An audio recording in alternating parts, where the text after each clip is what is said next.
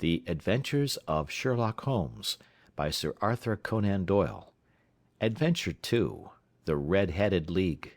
I had called upon my friend, Mr. Sherlock Holmes, one day in the autumn of last year, and found him in deep conversation with a very stout, florid-faced, elderly gentleman with fiery red hair. With an apology for my intrusion I was about to withdraw, when Holmes pulled me abruptly into the room and closed the door behind me. "You could not possibly have come at a better time, my dear Watson," he said cordially. "I was afraid that you were engaged." "So I am, very much so." "Then I can wait in the next room." "Not at all. This gentleman, Mr. Wilson, has been my partner and helper in many of my most successful cases, and I have no doubt that he will be of the utmost use to me and yours also." The stout gentleman half rose from his chair and gave a bob of greeting, with a quick little questioning glance from his small, fat encircled eyes. "Try the settee," said Holmes, relapsing into his armchair and putting his fingertips together, as was his custom when in judicial moods. "I know, my dear Watson, that you share my love of all that is bizarre and outside the conventions and humdrum routine of everyday life. You have shown your relish for it by the enthusiasm which has prompted you to chronicle, and, if you will excuse my saying so, somewhat to embellish so many of my own little adventures." "Your cases have indeed been of the greatest interest to me," I observed. "You will remember that I remarked the other day, just before we went into the very simple problem presented by Miss Mary Sutherland, that for strange effects and extraordinary combinations we must go to life itself, which is always far more daring than any effort of the imagination." "A proposition which I took the liberty of doubting." "You did, Doctor, but none the less you must come round to my view, for otherwise I shall keep on piling fact upon fact on you until your reason breaks down under them and acknowledges me to be right. Now, Mr. Jabez Wilson here has been good enough to call upon me this morning, and to begin a narrative which promises to be one of the most singular which I have listened to for some time. You have heard me remark that the strangest and most unique things are very often connected not with the larger but with the smaller crimes, and occasionally, indeed, where there is room for doubt whether any positive crime has been committed. As far as I have heard, it is impossible for me to say whether the present case is an instance of crime or not, but the course of events is certainly among the most singular that I have ever listened to. Perhaps, Mr. Wilson, you would have the great kindness to recommence your narrative. I ask you not merely because my friend Dr. Watson has not heard the opening part, but also because the peculiar nature of the story makes me anxious to have every possible detail from your lips. As a rule, when I have heard some slight indication of the course of events, I am able to guide myself by thousands of other similar cases which occur to my memory. In the present instance, I am forced to admit that the facts are, to the best of my belief, unique." The portly client puffed out his chest with an appearance of some little pride, and pulled a dirty and wrinkled newspaper from the inside pocket of his greatcoat. As he glanced down the advertisement column, with his head thrust forward and the paper flattened out upon his knee, I took a good look at the man and endeavoured, after the fashion of my companion, to read the indications which might be presented by his dress or appearance. I did not gain very much, however, by my inspection. Our visitor bore every mark of being an average commonplace British tradesman, obese, pompous, and slow. He wore rather baggy grey shepherd's check trousers, a not over-clean black frock-coat, unbuttoned in the front, and a drab waistcoat with a heavy brassy Albert chain, and a square pierced bit of metal dangling down as an ornament. A frayed top hat and a faded brown overcoat with a wrinkled velvet collar lay upon a chair beside him. Altogether, look as I would, There was nothing remarkable about the man save his blazing red head, and the expression of extreme chagrin and discontent upon his features. Sherlock Holmes's quick eye took in my occupation, and he shook his head with a smile as he noticed my questioning glances. Beyond the obvious facts that he has at some time done manual labour, that he takes snuff, that he is a Freemason, that he has been in China, and that he has done a considerable amount of writing lately, I can deduce nothing else." Mr. Jabez Wilson started up in his chair, with his forefinger upon the paper, but his eyes upon my companion. "How, in the name of good fortune, did you know all that, Mr. Holmes?" he asked. "How did you know, for example, that I did manual labour? It's as true as gospel, for I began as a ship's carpenter." "Your hands, my dear sir. Your right hand is quite a size larger than your left. You have worked with it, and the muscles are more developed." "Well, the snuff, then, and the Freemasonry?" "I won't insult your intelligence by telling you how I read that, especially as, rather against the strict rules of your order, you use an arc and compass breastpin."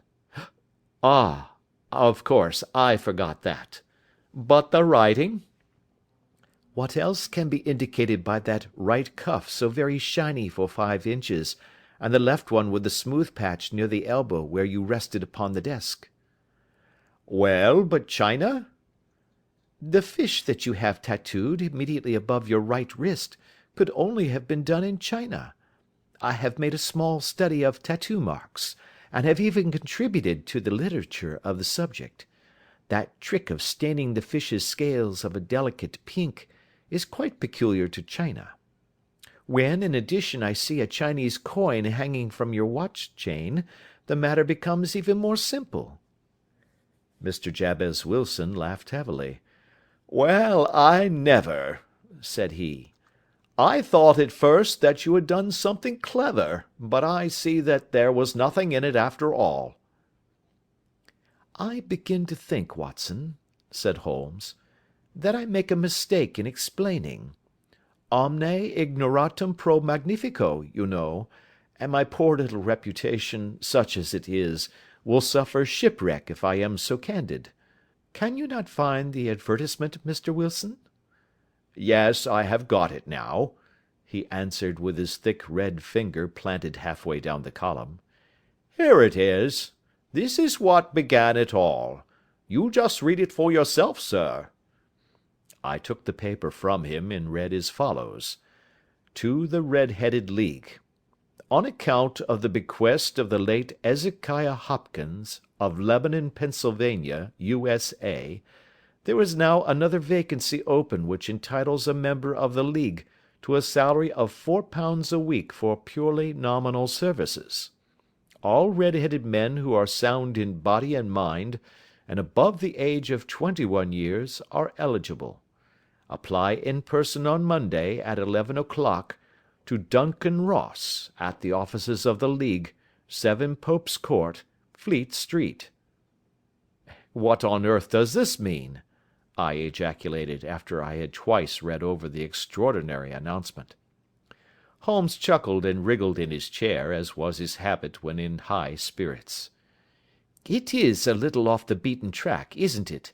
said he. "And now, Mr. Wilson, off you go at scratch and tell us all about yourself, your household, and the effect which this advertisement had upon your fortunes. You will first make a note, Doctor, of the paper and the date." "It is the Morning Chronicle of April 27, 1890, just 2 months ago." "Very good. Now, Mr. Wilson?" "Well, it is just as I have been telling you, Mr. Sherlock Holmes," said Jabez Wilson, mopping his forehead. "I have a small pawnbroker's business at Coburg Square, near the city.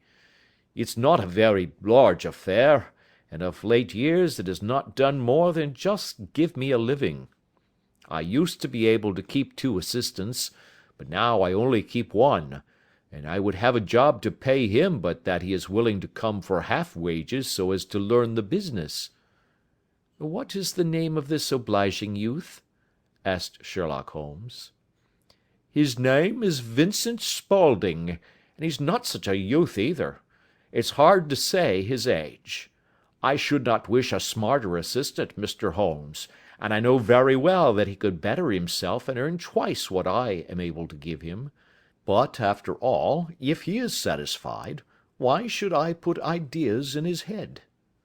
"Why, indeed? You seem most fortunate in having an employee who comes under the full market price. It is not a common experience among employers in this age. I don't know that your assistant is not as remarkable as your advertisement." "Oh, he has his faults, too," said Mr. Wilson. "Never was such a fellow for photography. Snapping away with a camera when he ought to be improving his mind, and then diving down into the cellar like a rabbit into its hole to develop his pictures. That is his main fault, but on the whole he's a good worker. There's no vice in him." "He is still with you, I presume?" "Yes, sir. He and a girl of 14, who does a bit of simple cooking and keeps the place clean. That's all I have in the house, for I am a widower and never had any family. We live very quietly, sir, the three of us, and we keep a roof over our heads and pay our debts, if we do nothing more. The first thing that put us out was that advertisement. Spaulding, he came down into the office just this day 8 weeks, with this very paper in his hand, and he says, 'I wish to the Lord, Mr. Wilson, that I was a red-headed man.' 'Why that?' I asks. 'Why,' says he, 'here's another vacancy on the League of the Red-headed Men. It's worth quite a little fortune to any man that gets it, and I understand that there are more vacancies than there are men, so that the trustees are at their wits' end what to do with the money. If my hair would only change colour, here's a nice little crib all ready for me to step into.' 'Why, what is it, then?' I asked. You see, Mr. Holmes, I am a very stay-at-home man, and as my business come to me instead of my having to go to it, I was often weeks on end without putting my foot over the doormat. In that way, I didn't know much of what was going on outside, and I was always glad of a bit of news. Have you never heard of the League of the Red-headed Men?' he asked with his eyes open. 'Never.' 'Why, I wonder at that, for you are eligible yourself for one of the vacancies.' 'And what are they worth?' I asked. 'Oh, merely a couple of hundred a year, but the work is slight, and it need not interfere very much with one's other occupations.' Well, you can easily think that that made me prick up my ears, for the business has not been over good for some years, and an extra couple of hundred would have been very handy. 'Tell me all about it,' said I. 'Well,' said he, showing me the advertisement, 'you can see for yourself that the League has a vacancy, and there is the address where you should apply for particulars. As far as I can make out, the League was founded by an American millionaire, Ezekiah Hopkins, who was very peculiar in his ways. He was himself red-headed, and he had a great sympathy for all red-headed men. So, when he died, it was found that he had left his enormous fortune in the hands of trustees, with instructions to apply the interest to the providing of easy berths to men whose hair is of that colour. From all I hear, it is splendid pay, and very little to do.' 'But,' said I, 'there would be millions of red-headed men who would apply.' 'Not so many as you might think,' he answered. 'You see, it is really confined to Londoners, and to grown men. This American had started from London when he was young, and he wanted to do the old town a good turn.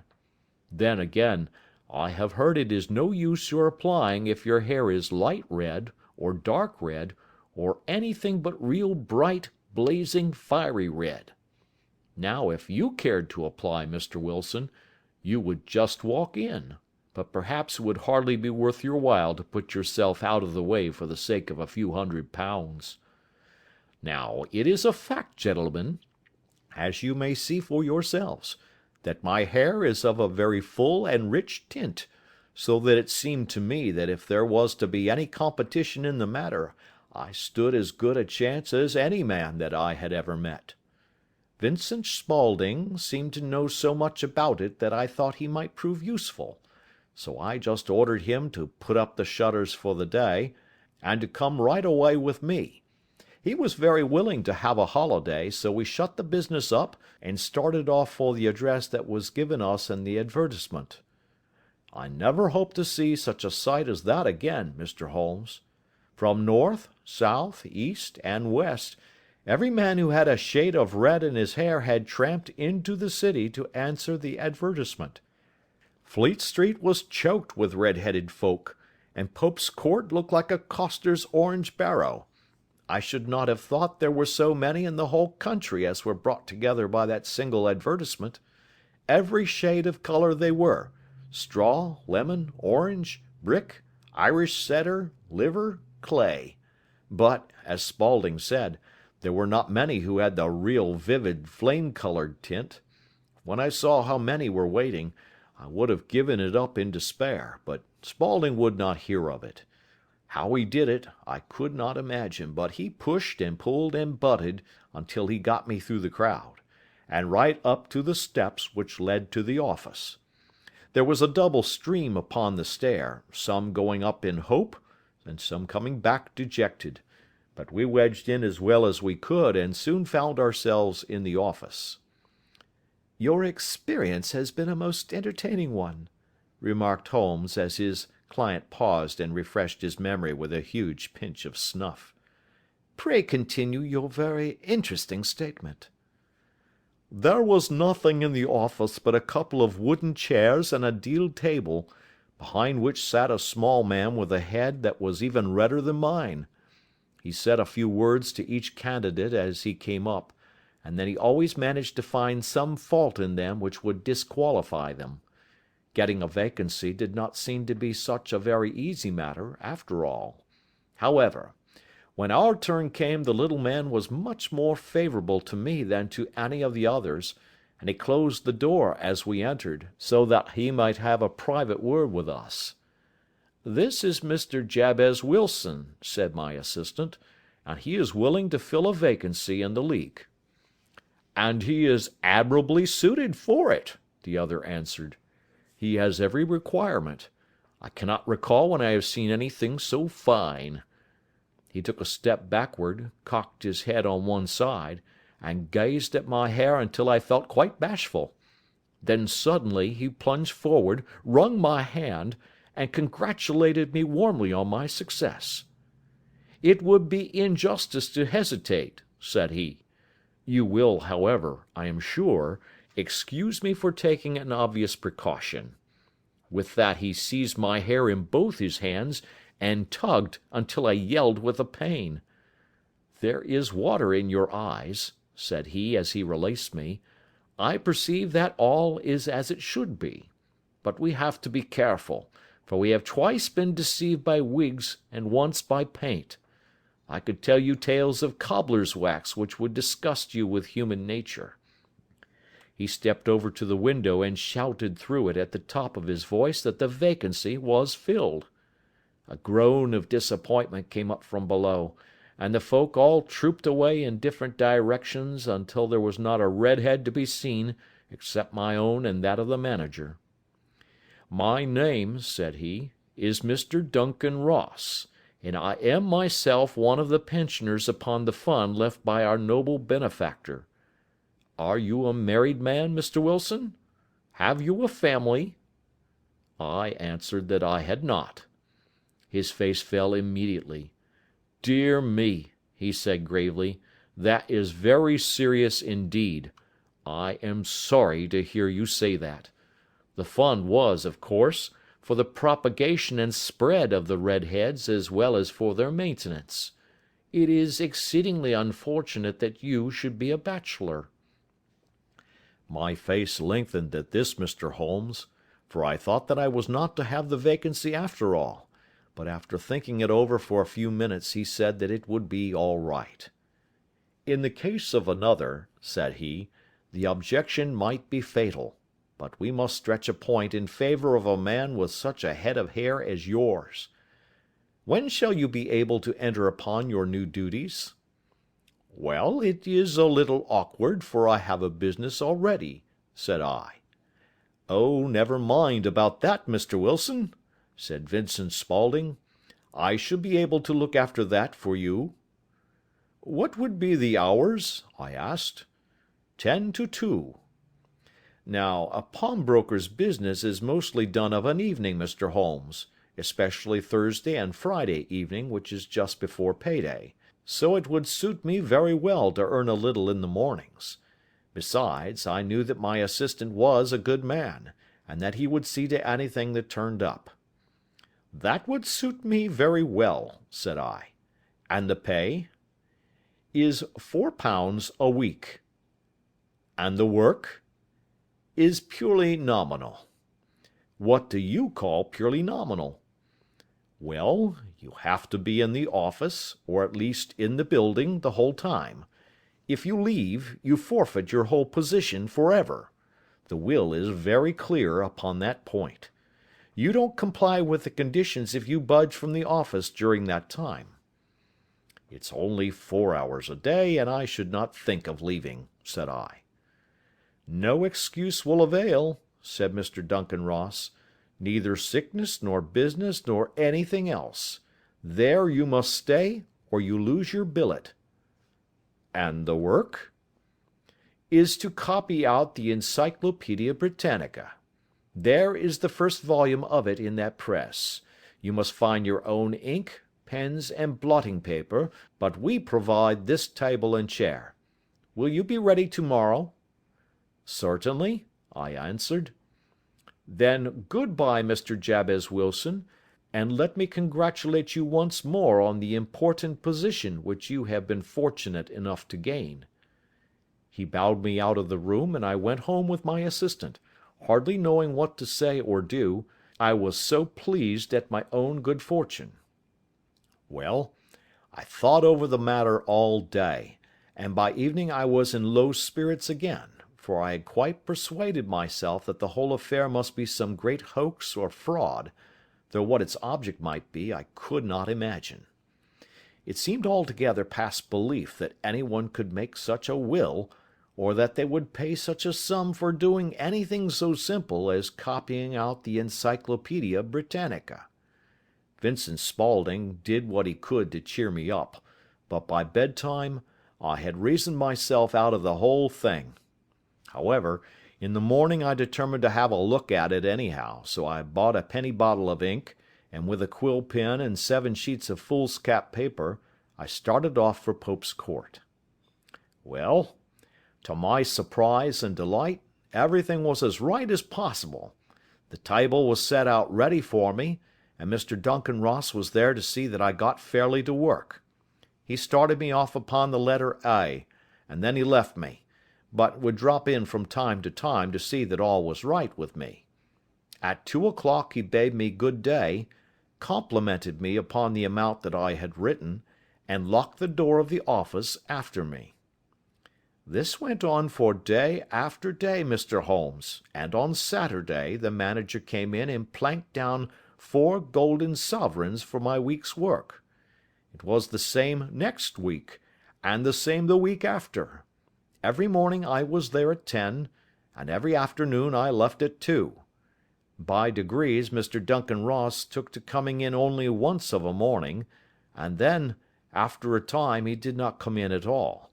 Still, of course, I never dared to leave the room for an instant, for I was not sure when he might come, and the billet was such a good one, and suited me so well, that I would not risk the loss of it. 8 weeks passed away like this, and I had written about abbots, and archery, and armor, and architecture in Attica, and hoped with diligence that I might get on to the bees before very long. It cost me something in foolscap, and I had pretty nearly filled a shelf with my writings, and then suddenly the whole business came to an end. "To an end?" "Yes, sir, and no later than this morning. I went to my work as usual at 10 o'clock, but the door was shut and locked, with a little square of cardboard hammered on to the middle of the panel with a tack. Here it is, and you can read for yourself." He held up a piece of white cardboard about the size of a sheet of note paper. It read in this fashion: "The Red-Headed League is dissolved. October 9, 1890. Sherlock Holmes and I surveyed this curt announcement and the rueful face behind it, until the comical side of the affair so completely overtopped every other consideration that we both burst out into a roar of laughter.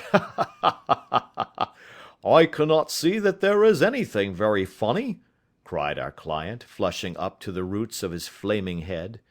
"If you can do nothing better than laugh at me, I can go elsewhere." "No, no," cried Holmes, shoving him back into the chair from which he had half risen. "I really wouldn't miss your case for the world. It is most refreshingly unusual. But there is, if you will excuse my saying so, something just a little funny about it. Pray, what steps did you take when you found the card upon the door?" "I was staggered, sir.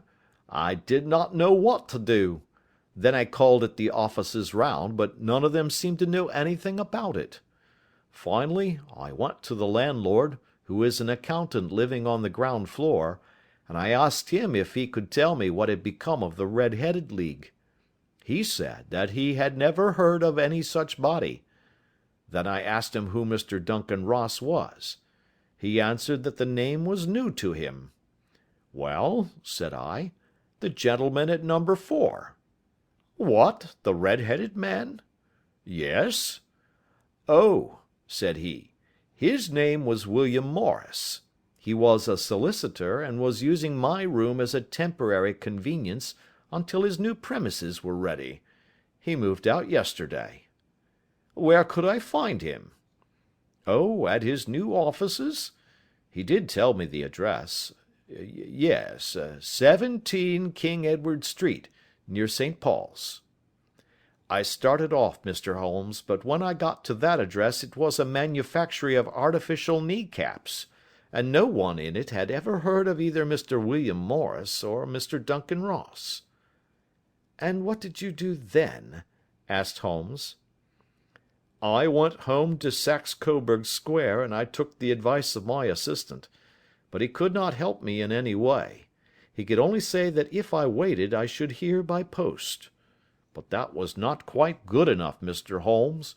I did not wish to lose such a place without a struggle, so, as I have heard that you were good enough to give advice to poor folk who were in need of it, I came right away to you."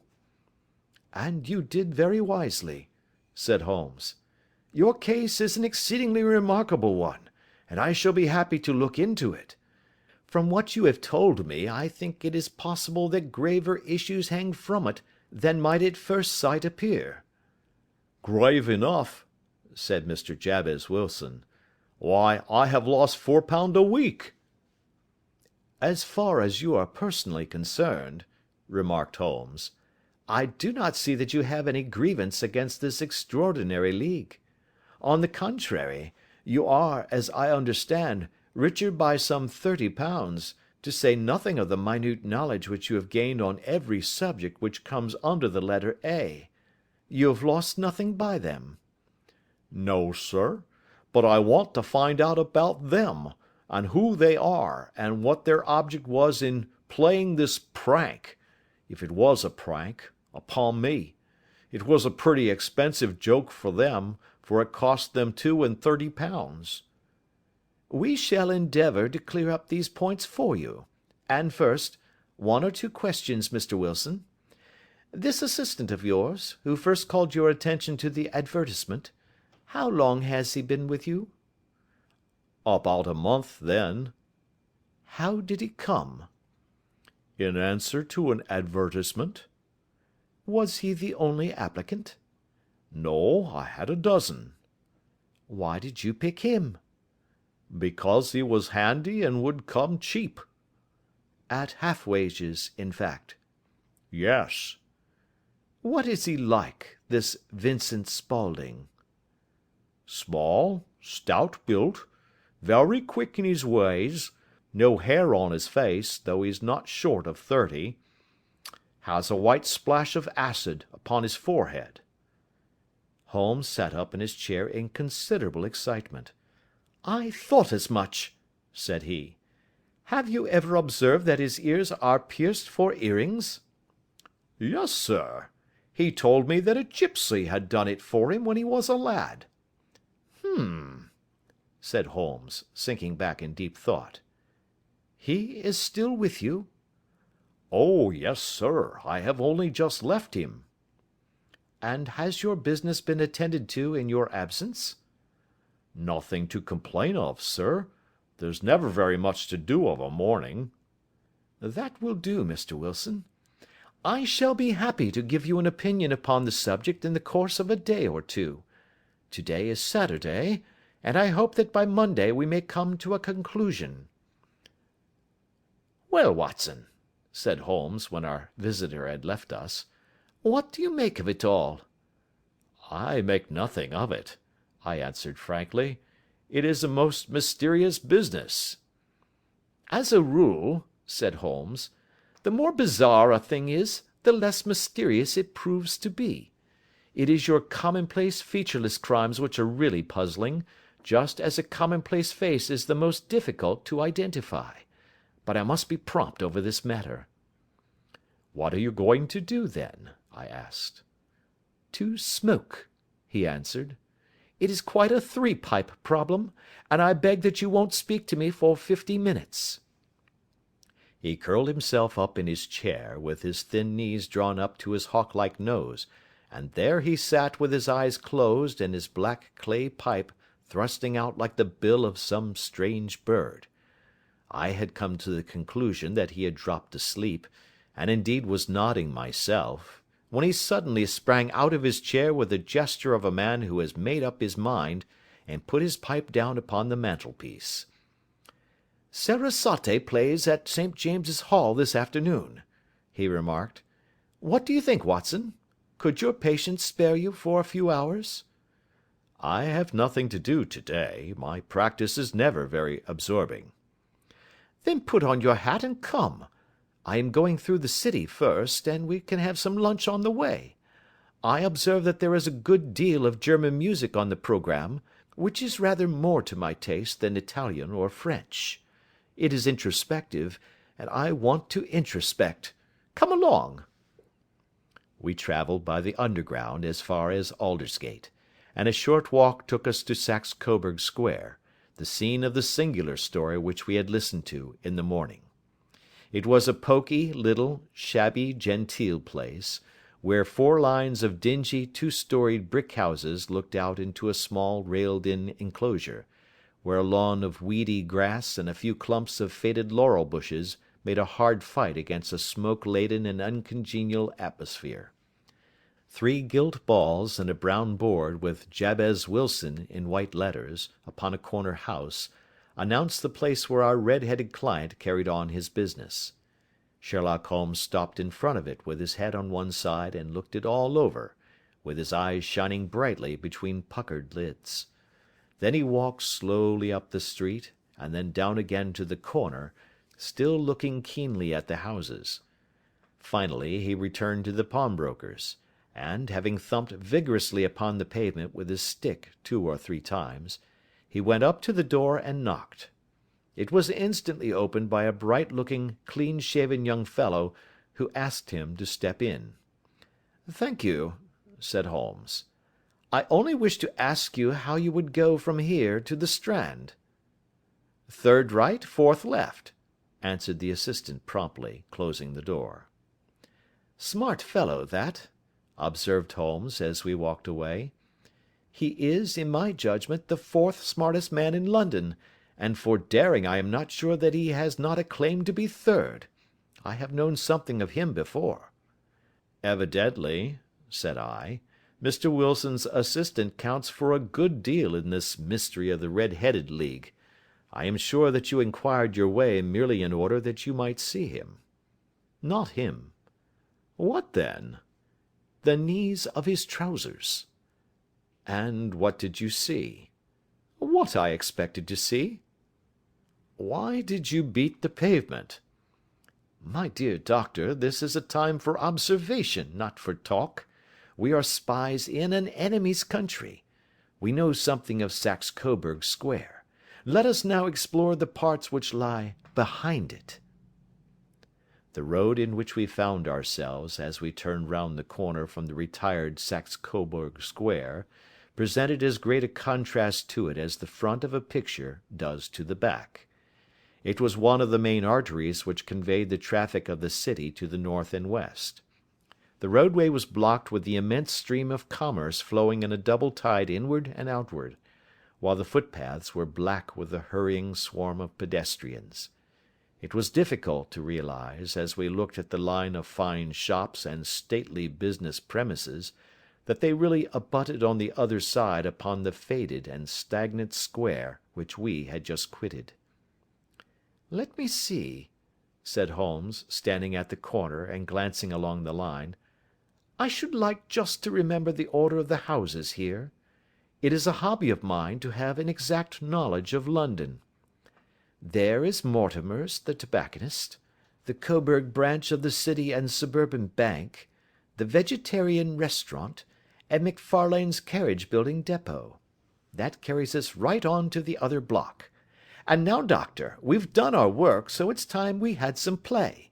A sandwich and a cup of coffee, and then off to Violin Land, where all is sweetness and delicacy and harmony, and there are no red-headed clients to vex us with their conundrums." My friend was an enthusiastic musician, being himself not only a very capable performer, but a composer of no ordinary merit. All the afternoon he sat in the stalls, wrapped in the most perfect happiness, gently waving his long thin fingers in time to the music, while his gently smiling face and his languid dreamy eyes were as unlike those of Holmes the sleuth-hound, Holmes the relentless, keen-witted, ready-handed criminal agent, as it was possible to conceive. In his singular character, the dual nature alternately asserted itself, and his extreme exactness and astuteness represented, as I have often thought, the reaction against the poetic and contemplative mood which occasionally predominated in him.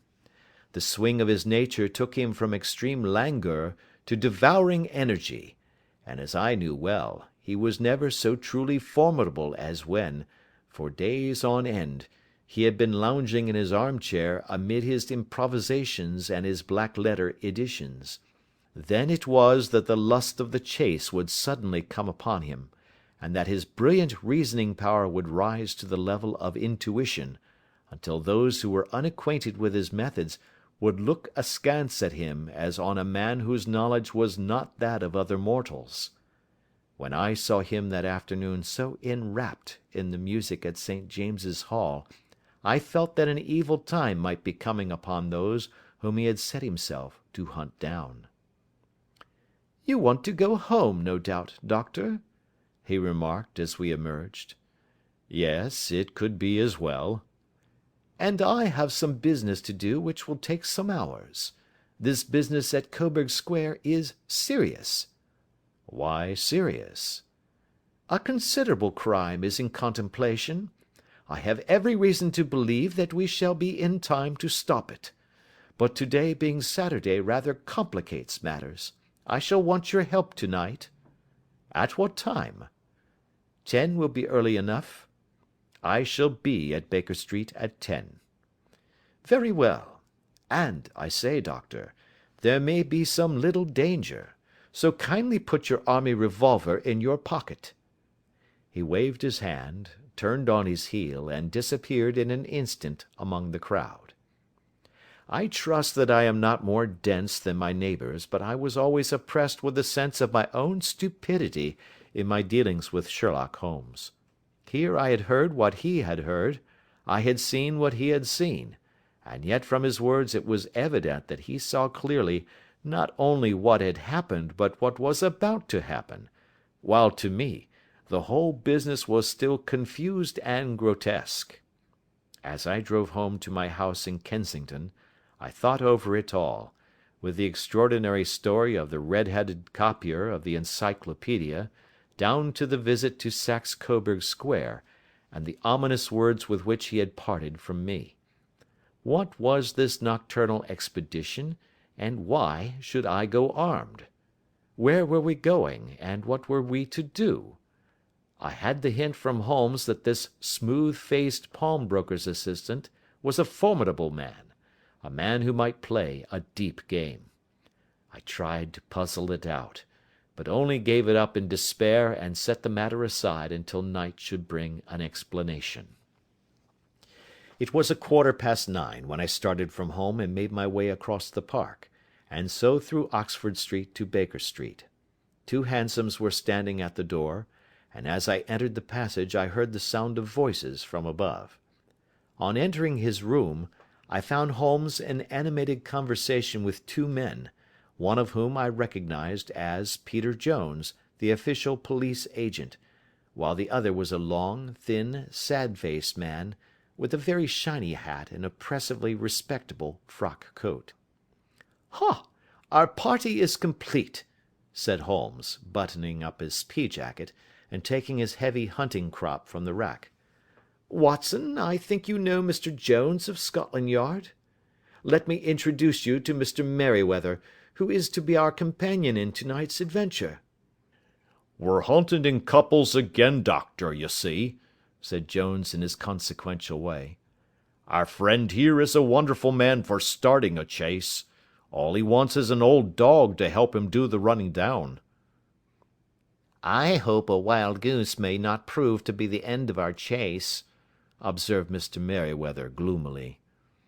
"You may place considerable confidence in Mr. Holmes, sir," said the police agent loftily. "He has his own little methods, which are, if you won't mind my saying so, just a little too theoretical and fantastic, but he has the makings of a detective in him. It is not too much to say that once or twice, as in that business of the Sholto murder and the Agra treasure, he has been more nearly correct than the official force." "Oh, if you say so, Mr. Jones, it is all right," said the stranger with deference. "Still, I confess that I miss my rubber. It is the first Saturday night for 27 years that I have not had my rubber." "I think you will find," said Sherlock Holmes, "that you will play for a higher stake tonight than you have ever done yet, and that the play will be more exciting. For you, Mr. Merryweather, the stake will be some £30,000, and for you, Jones, it will be the man upon whom you wish to lay your hands." "John Clay, the murderer, thief, smasher, and forger. He's a young man, Mr. Merryweather, but he is at the head of his profession, and I would rather have my bracelets on him than on any criminal in London. He's a remarkable man, is young John Clay. His grandfather was a royal duke, and he himself has been to Eton and Oxford. His brain is as cunning as his fingers, and though we meet signs of him at every turn, we never know where to find the man himself. He'll crack a crib in Scotland one week, and be raising money to build an orphanage in Cornwall the next. I've been on his track for years and have never set eyes on him yet." "I hope that I may have the pleasure of introducing you to-night. I've had 1 or 2 little turns also with Mr. John Clay, and I agree with you that he is at the head of his profession. It is past 10, however, and quite time that we started. If you two will take the first hansom, Watson and I will follow in the second." Sherlock Holmes was not very communicative during the long drive, and lay back in the cab humming the tunes which he had heard in the afternoon.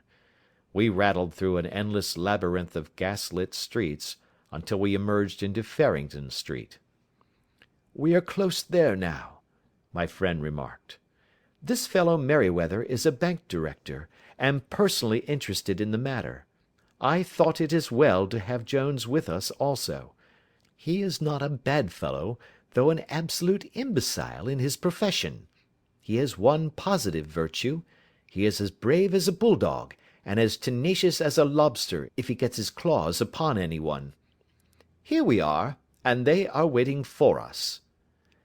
We had reached the same crowded thoroughfare in which we had found ourselves in the morning. Our cabs were dismissed, and following the guidance of Mr. Merryweather, we passed down a narrow passage and through a side door, which he opened for us. Within there was a small corridor, which ended in a very massive iron gate. This also was opened, and led down a flight of winding stone steps, which terminated at another formidable gate. Mr. Merryweather stopped to light a lantern, and then conducted us down a dark, earth-smelling passage, and so, after opening a third door, into a huge vault or cellar, which was piled all round with crates and massive boxes. "You are not very vulnerable from above," Holmes remarked as he held up the lantern and gazed about him.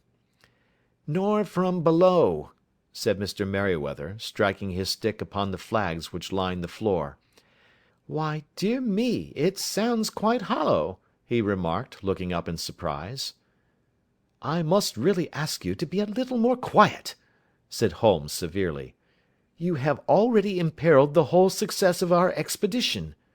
Might I beg that you would have the goodness to sit down upon one of these boxes, and not to interfere?"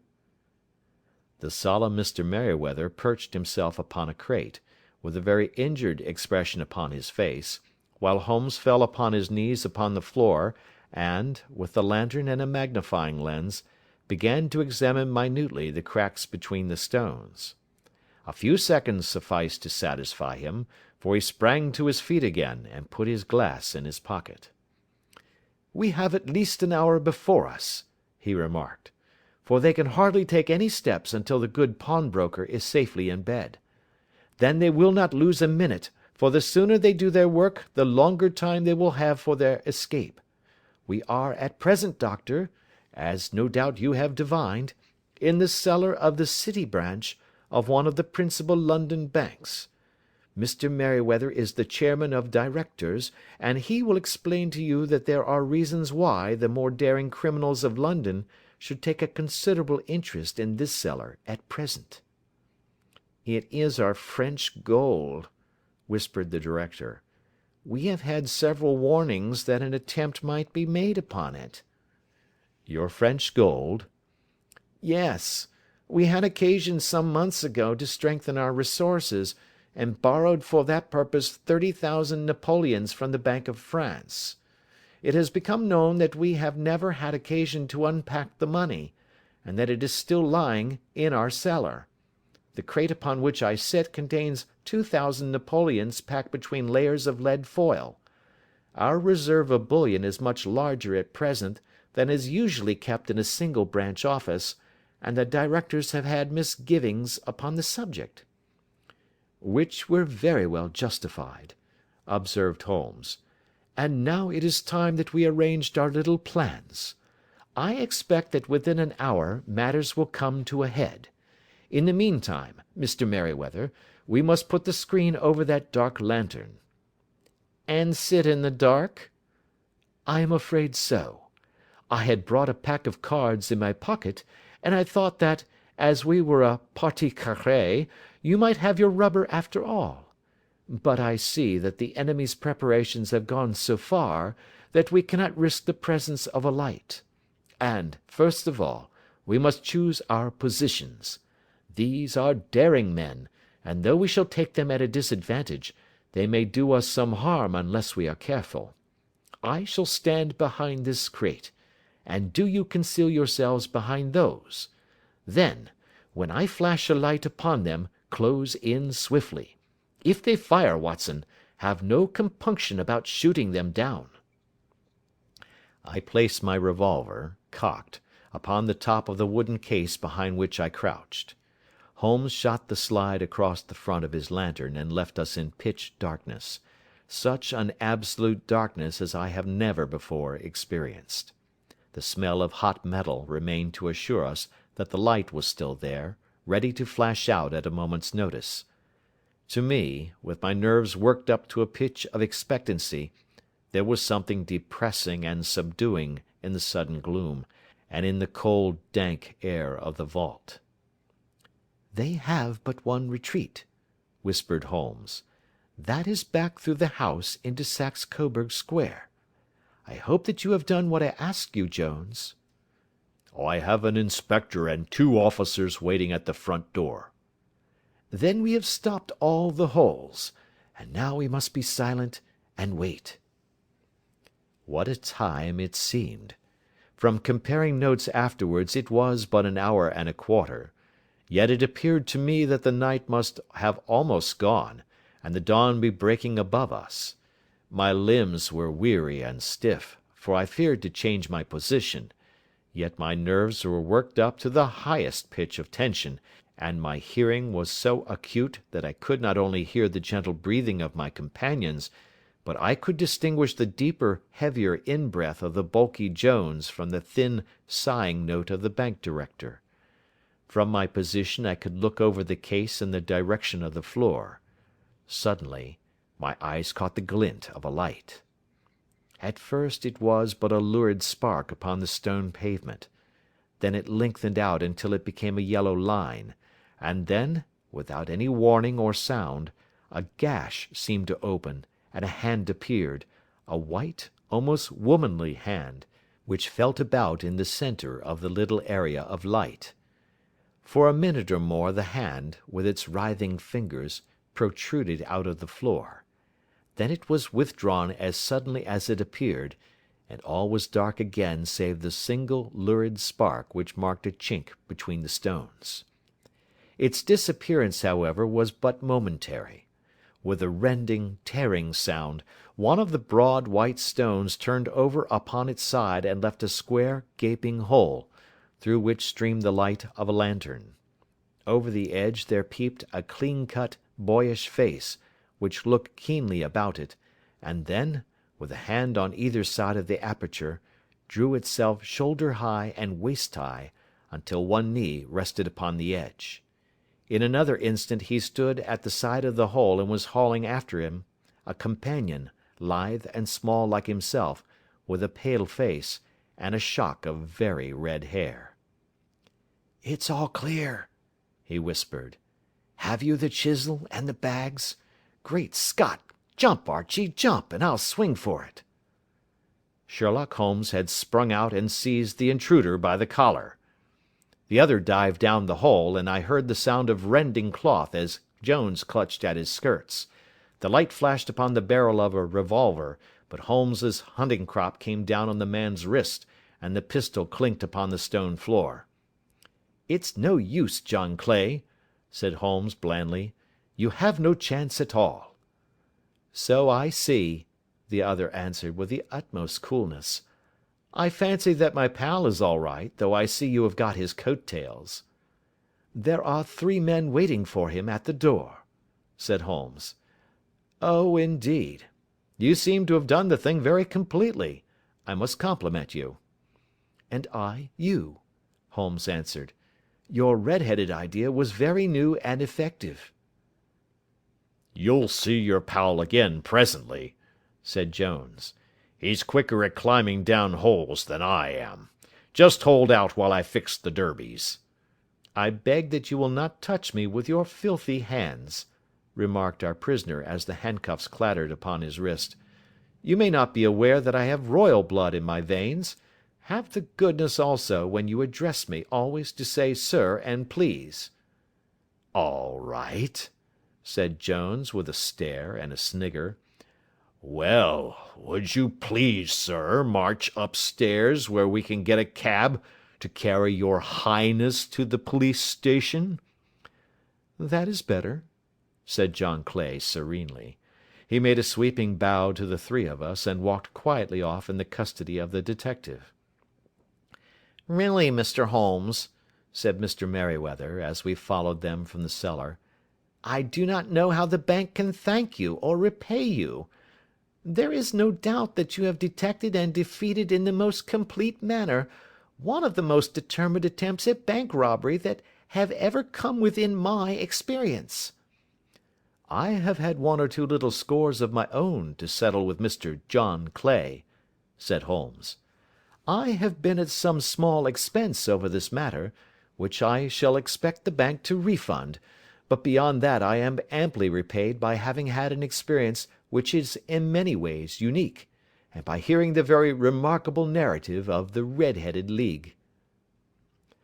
"You see, Watson," he explained in the early hours of the morning, as we sat over a glass of whisky and soda in Baker Street, "it was perfectly obvious from the first that the only possible object of this rather fantastic business of the advertisement of the League, and the copying of the Encyclopedia, must be to get this not over-bright pawnbroker out of the way for a number of hours every day.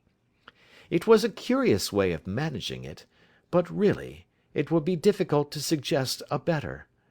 The method was no doubt suggested to Clay's ingenious mind by the colour of his accomplice's hair.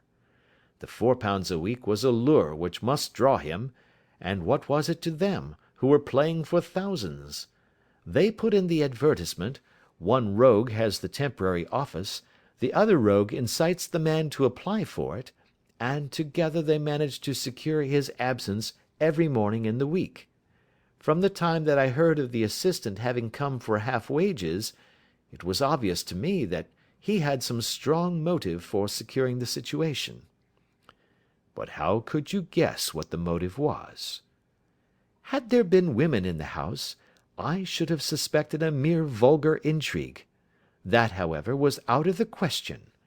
The man's business was a small one, and there was nothing in his house which could account for such elaborate preparations, and such an expenditure as they were at. It must, then, be something out of the house. What could it be? I thought of the assistant's fondness for photography, and his trick of vanishing into the cellar. The cellar! There was the end of this tangled clue. Then I made inquiries as to this mysterious assistant, and found that I had to deal with one of the coolest and most daring criminals in London. He was doing something in the cellar, something which took many hours a day for months on end. What could it be, once more? I could think of nothing save that he was running a tunnel to some other building. So far I had got when we went to visit the scene of action. I surprised you by beating upon the pavement with my stick. I was ascertaining whether the cellar stretched out in front or behind. It was not in front. Then I rang the bell, and, as I hoped, the assistant answered it. We have had some skirmishes, but we had never set eyes upon each other before. I hardly looked at his face. His knees were what I wished to see. You must yourself have remarked how worn, wrinkled, and stained they were. They spoke of those hours of burrowing. The only remaining point was what they were burrowing for. I walked round the corner, saw the City and Suburban Bank abutted on our friend's premises, and felt that I had solved my problem. When you drove home after the concert, I called upon Scotland Yard and upon the chairman of the bank directors, with the result that you have seen." "And how could you tell that they would make their attempt to-night?" I asked. "Well, when they closed their League offices, that was a sign that they cared no longer about Mr. Jabez Wilson's presence, in other words, that they had completed their tunnel. But it was essential that they should use it soon, as it might be discovered, or the bullion might be removed. Saturday would suit them better than any other day, as it would give them 2 days for their escape. For all these reasons, I expected them to come to-night."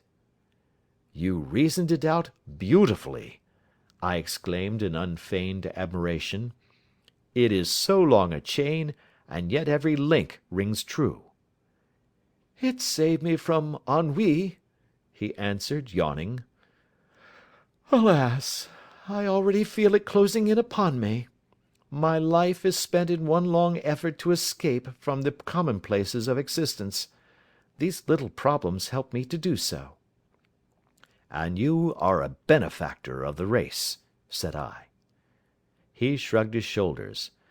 "Well, perhaps, after all, it is of some little use," he remarked. "L'homme c'est rien, l'œuvre c'est tout," as Gustave Flaubert wrote to George Sand.